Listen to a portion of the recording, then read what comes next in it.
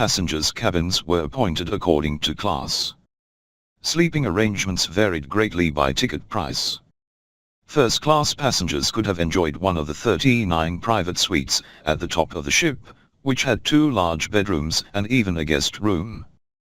Second-class passengers would often be in a room a bit lower in the ship, with either 2 or 4 beds that had a sink and mirror, but no private bathrooms.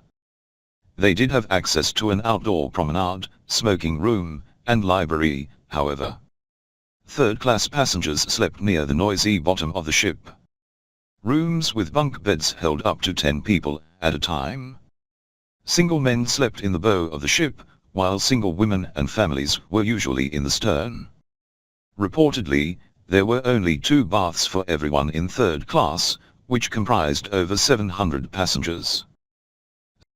In April 1912, ocean liners encountered more icebergs than usual in the North Atlantic. Icebergs were a common sight between Ireland and Newfoundland, but a 2014 study published by the Royal Meteorological Society suggested that weather conditions produced more of them than average in April 1912. Freezing air from northeast Canada met the southward flow of the Labrador Current off the coast of Newfoundland, leading to a stream of icebergs that were swept farther south than was typical for most of the 20th century. In 1912, the peak number of icebergs for the year was recorded in April, whereas normally this occurs in May, and there were nearly 2.5 times as many icebergs as in an average year, the authors wrote. Richard Norris of the Scripps Institution of Oceanography told Physics World that environmental conditions that year happened to conspire so that icebergs, sea ice, and growlers were concentrated in the very position where the collision happened. The Titanic's radio operators received warnings about ice from other ships.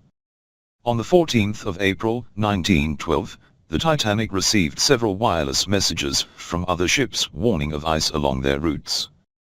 Shortly before hitting the iceberg, the Titanic's radio operator received a warning from another ship, the Californian, about the risks presented by a nearby ice field. The message evidently didn't have the proper coding to ensure it made its way to Captain Smith, though, and it didn't include the precise location of the ice field. The response from Titanic's radio operator: "Shut up."